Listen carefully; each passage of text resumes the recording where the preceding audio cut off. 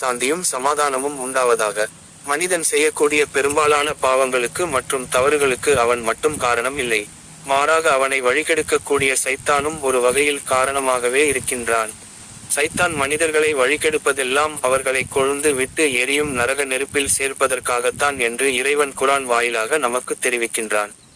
அப்படிப்பட்ட அந்த சைத்தானை பற்றி இந்த பதிவில் நாம் தெரிந்து கொள்வோம்.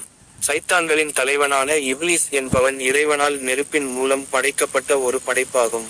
மனிதர்கள் இந்த பூமியில் எப்படி பெருகி போய் இருக்கிறார்கள், அதைப்போல் சைத்தான்களும் இந்த உலகில் பெருகி போய் இருக்கிறார்கள்.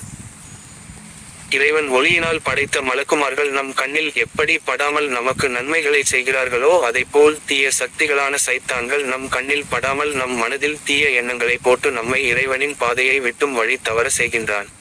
உலகில் உள்ள ஒவ்வொரு சைத்தானுக்கும் இப்லீஸ் எனச் சொல்லக்கூடிய சைத்தானை தலைவனாக இருக்கிறான். ஆரம்ப காலகட்டத்தில்